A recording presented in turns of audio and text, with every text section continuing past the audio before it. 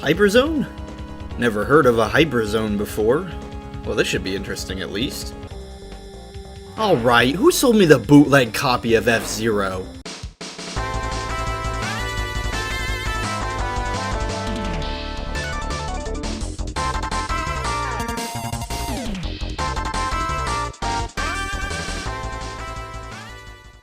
Well, I guess it's time to do Hyperzone. If you're like me, you'd never even heard about this game before, but I really wouldn't feel bad about that if I were you.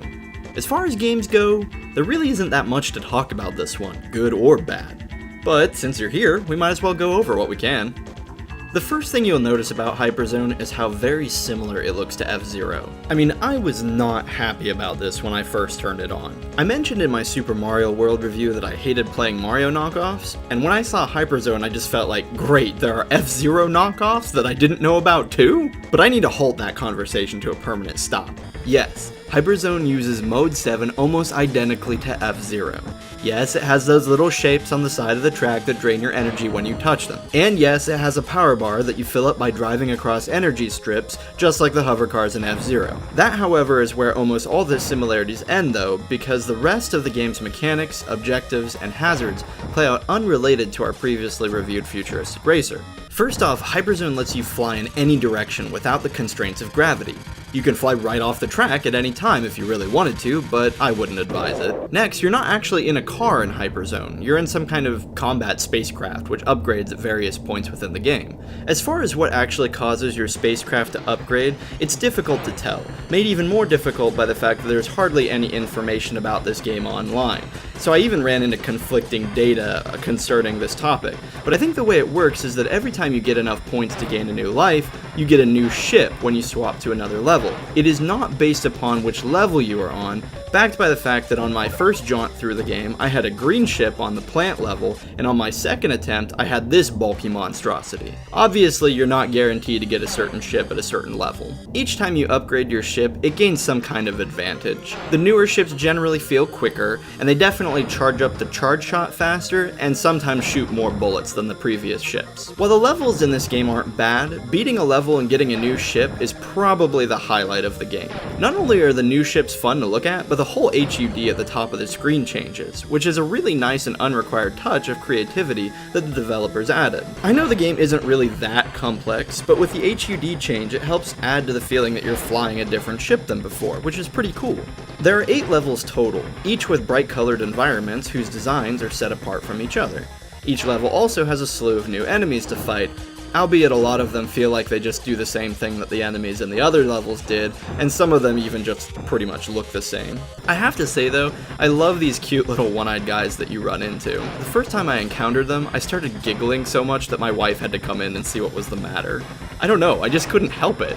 Anyway, some of the levels have hazards like fire jets or thick foliage, but for the most part your strategy entails moving around and shooting, and with a bit of concentration that will see you through most of the levels. There are technically 8 bosses in the game, but they aren't terribly exciting, and some of them share sprites and attack patterns with each other, like the fireworm boss and the water dragon boss. There's also this. I guess it's funny because it looks like a Super Famicom controller, but yeah, kind of feels like they were running out of ideas on this one. And then, I don't know what it is with space shooters and alien fetuses lately, but yep, on the last level after fighting all the bosses over again, you fight the final boss, a giant alien fetus brain.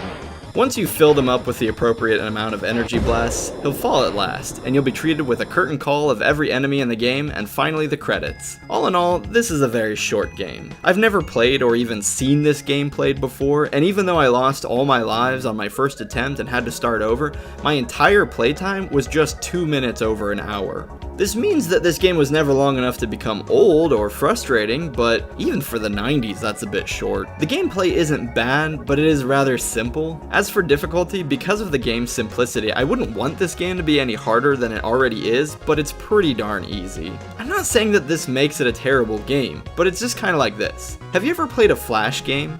I mean, over my life, I've played tons of them on Congregate. A lot of Flash games are fun and put together quite well, but they are sort of designed to give you quick and petty rewards to give you that good feeling that comes from accomplishing something. Well, Hyperzone is just like that. It's not like it's bad or poorly made. I mean, it's pretty fun to look at, it's bright colored, it moves quickly, and has decently catchy music. But at the end of the day, would I recommend this to a friend? No. Just like most Flash games, it lacks any kind of meaningful content or valuable substance. It's just a quick game where you fly around, shoot stuff, and feel good when you get to the end with relative ease. Maybe I should just be grateful that I finally get a break for once. A couple of these next games down on the list seem involved. Oh well, c'est la vie.